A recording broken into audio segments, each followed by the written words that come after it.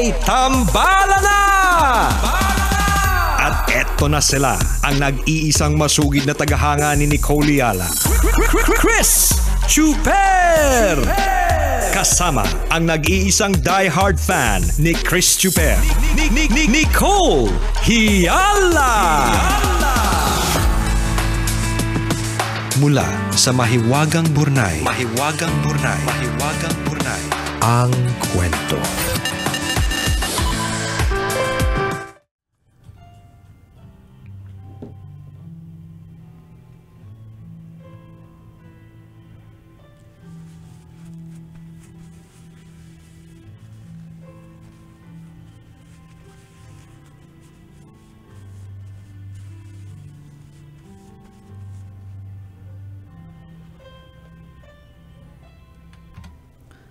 Dear Nicole and Chris,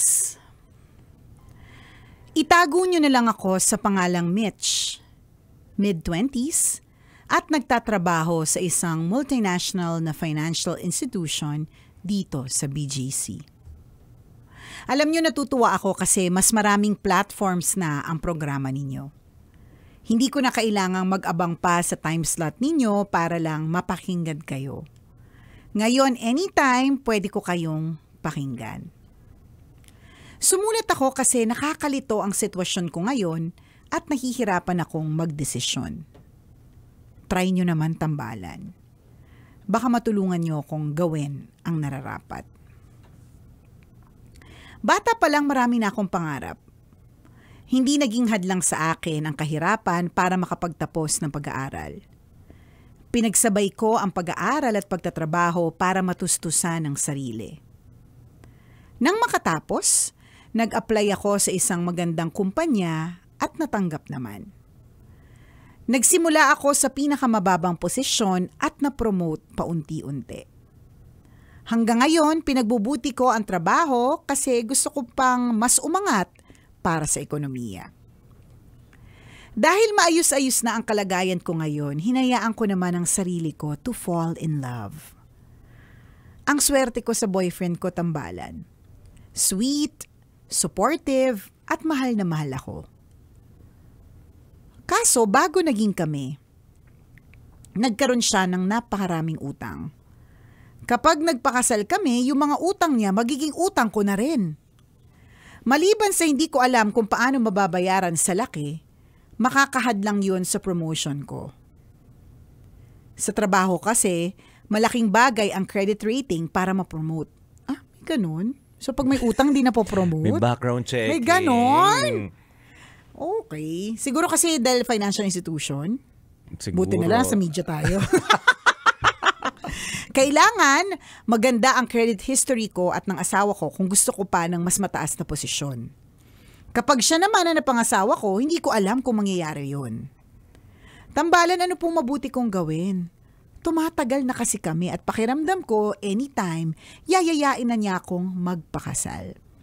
Makikipaghiwalay na po ba ako para hindi na masayang ang panahon naming parehas? O ile-let go ko na lang ba yung pinapangarap ko na mas mataas na posisyon? Kung kayo po ang nasa kaligayan ko, ano pong gagawin ninyo? Salamat po sa inyong payo. Ang inyong tambalanista, Mitch.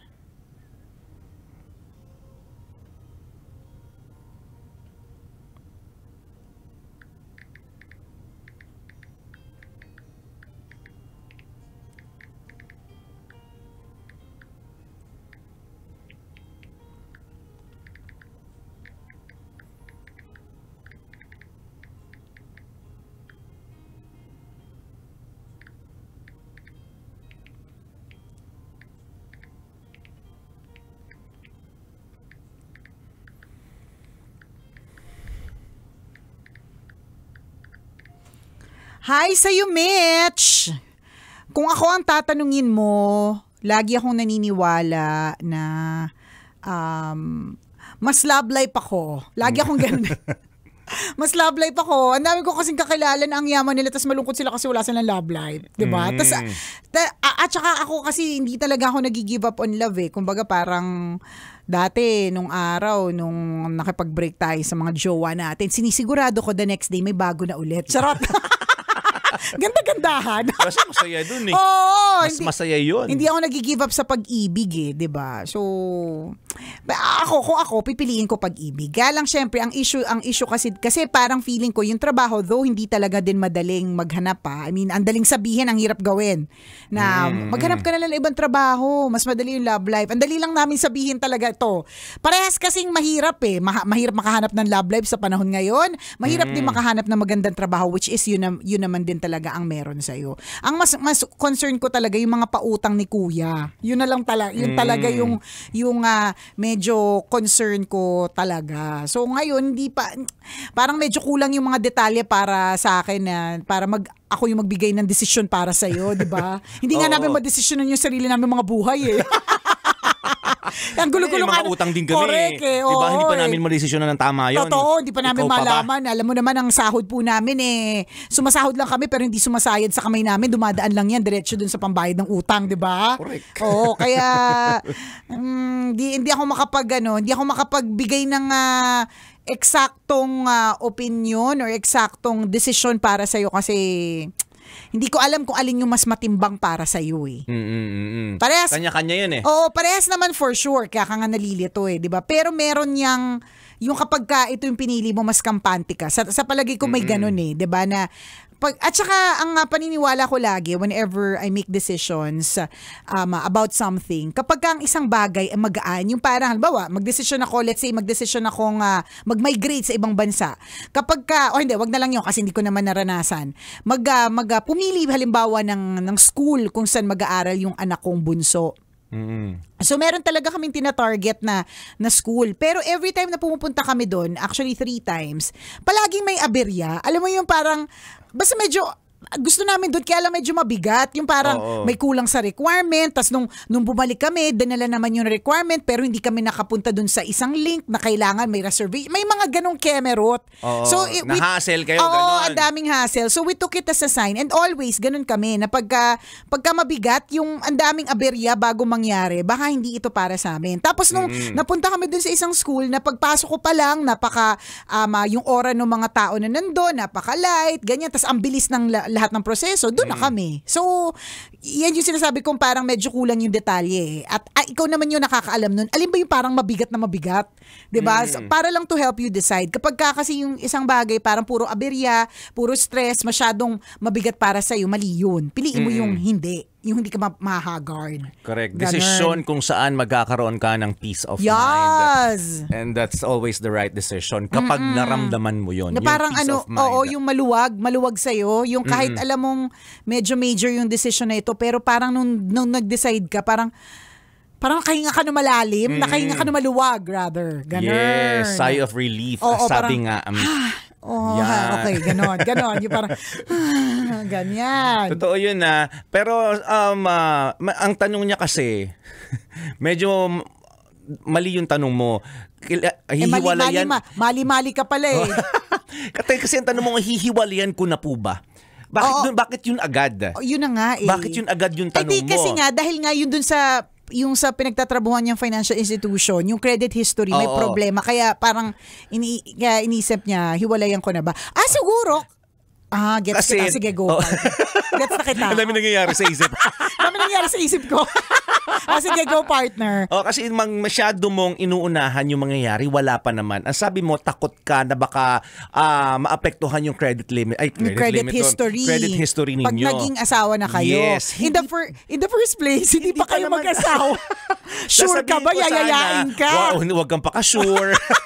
Na magyayaya yung boyfriend mo anytime soon. Yun yung feeling niya, diba? Yes. Feeling ko naman, magyayaya na siya anytime soon. Ang dami namin ganyan. Nakakilala, araw-araw naka-manicure. Kasi anytime pwedeng lagyan ng sing-sing, diba?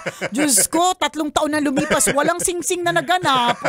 Namatayan na nga ng kuko eh. Correct. Kakapakudkud eh. Totoo.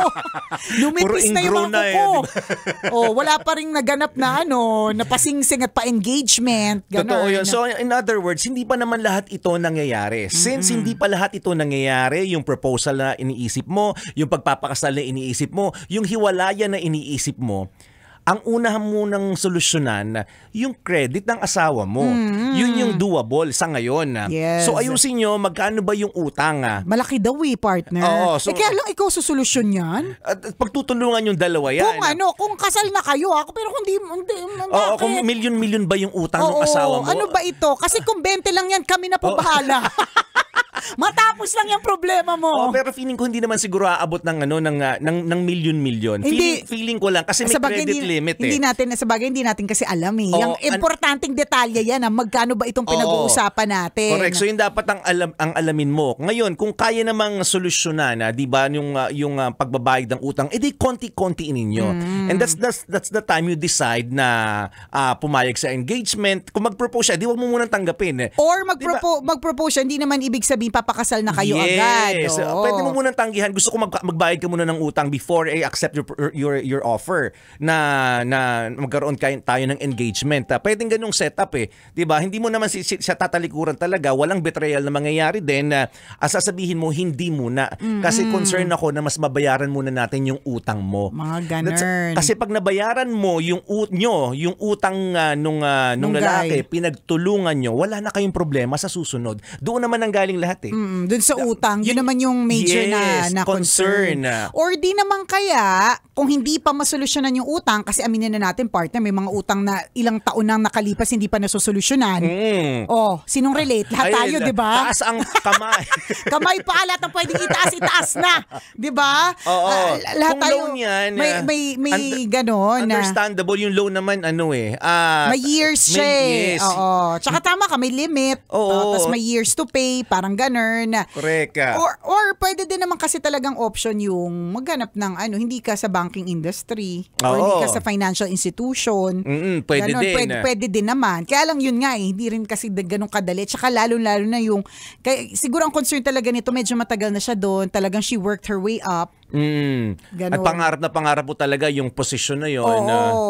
Ay, hindi ka talaga mapopromote kapag ganyan, di ba? Kung yan ang goal mo, then you have to give up your love life. 'Di ba? Pero may mga tao talagang pinipili yung relationship over career. Yung pag-ibig kasi ang nanay ko lagi niya sinasabi yan na ang pera daw ay ang problemang pinakamadaling solusyonan sa lahat. Laging walang pera yung nanay ko dati Pero lagi niya yung sinasabi na ang pera ay ang pinakamadaling solusyonan sa lahat. Kasi totoo naman din. Totoo naman din hanggat may Bombay na nabubuhay, 'di ba? Hanggat may loans, di ba may mga lending institution. Correct, ganyan. Diba? Laging may may pag-asa. May pag-asa, may mahahanap na solusyon. Tsaka truly God provides, 'di ba? May mga ganyan. Yung love life medyo mahirap hanapin. Lalo na sa panahon ngayon, 'di ba? Na kung hindi nag-iba na ng gender, may asawa na. O di naman kaya, mas bata pa siya sa'yo. O kaya hindi pa siya pinapanganak yung para sa'yo, di ba? Yung ganun. Correct. Pero wag mo muna isipin yun kasi masyado kang nag-isip in advance. Hindi lang yun. Assuming pa siya talaga na may engage siya. Hindi naman namin binabasag yung trip mo, pero di ba? Unless talaga napag-uusapan na. Alam mo yung parang napag-uusapan na siya, talagang waiting game ka na lang. May ganun kasi, yung parang nag-iisip na about the future, pero hindi talaga ma-seal yung possibility na merong future kasi wala pang ang pasingsing. May ganun, baka may ganun na din kasi sila in fair. Parang may mapapausap na naman, parinig na ganun. Kaya feeling niya, yayayain siya, ganun. Siguro given na matutuloy yung kasal next year. Diba? Next year na agad. Naku, paano na yung mga jutang? Hindi ako sure kung ang utang ng isang single tapos pumasok siya sa marriage, ay utang na rin ng mag-asawa. I don't think hindi siya ganun. Sa company. Yes. Baka kasi conjugal na. Hindi. Hindi ko alam din. Ngayon ko nga lang narinig. Hindi rin ako. Ganyan ko lang din narinig. Kasi ang conjugal, sige property. Pero yung utang, feeling ko hindi. Kasi ikaw yung may loan Yung pangalan mo. Hindi rin partner. So kasi yung terms, ikaw ang sisettle lahat nun. Sa terms and conditions. Ikaw din. Kaya lang, paano mo isisettle yun? At saan naman gagaling yung sinettle? Di dun sa conjugal assets nyo. Wag mo pakialaman. Hindi, as a lawyer for today, wag kang kumontra. Charot. Hindi ngayon lang ngayon lang namin narinig na hindi ka mapopromote kapag ka may jutang ka. Yung asawa mo. Hindi, ako mismo yung may jutang ka kasi pag gano'n, di wala na pong na-promote na Pilipino. Kasi lahat tayo may utang. Oo. Hindi, Okay, gets ko yung sinasabi mo. Parang ano namang kinalaman, lalong-lalo na kung utang yon ng mister mo nung binata siya. Kumbaga, pagkabinata pala. Kumbaga wala kang kinalaman dun. Baka pwedeng may ganung appendix dun sa hindi may ganung parang tawag dun terms. Sa prenup. Correct. Kung gano'n saan malalagay yun. Kaya may yung pagkalibawa yung kakausapin mo yung HR, tanungin mo rin yung HR. Diba? Ba't kami? Hindi naman kami HR. Naka-blazer lang ako ngayon, pero hindi ako HR. Hindi, pero tanungin mo. May ganun po bang Ma'am, rule? may ganun po ba? Kasi I really love this person. Kaya lang, meron po siya sa kanyang pagiging binata, meron po siya mga jutang na syempre kapag kakinasal na kami, parte na, ganun. Magiging considered utang ko na rin po ba yun? Yun yung sinabi niya kasi, parang credit history ng mag-asawa. Kaya lang nga, yun nga. Hindi ka may utang, di siya nakapangalan yun eh. Tsaka siya nga yun, nung binata pa siya. Yes. Baka may ganun. Pero kasi lahat conjugal na partner eh. Ganun talaga. Hindi, problema na ninyong dalawa. Kaya kung ikaw hindi ka willing na saluhin ang problema ng magiging asawa mo, huwag ka muna magpakasal. Kasi totoo yan eh. Sasaluhin mo din. Magkasalo talaga kayo. Kaya parang may feeling ako na kasali ka na din. Feeling ko ganun eh. Pero hindi, alam mo, tingnan mo yung sinasabi namin, feeling lang namin. Isipin mo yun, yung decision mo magbabase sa feelings namin ni partner. Kung medyo lasing kami today, di ba?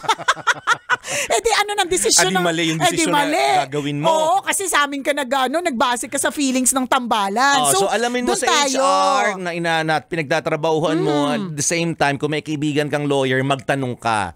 Di ba? Masasalba ka ba dun sa issue na kung may utang ang asawa mo, hindi ka madadamay doon o madadama yung credibility mo. Correct, bilang ganon. empleyado. So alam mo kung ikaw ay nag-aral ng mabuti, sabi mo nga, 'di ba, you worked your way up. So ibig sabihin, no, nag-aaral ka ng maayos, 'di ba?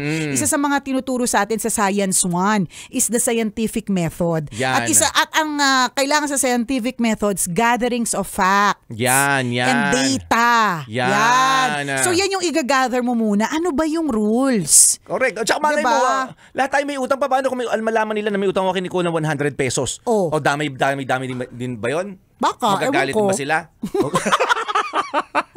Kailangan pa bang i-memorize yan? Love Radio Basic!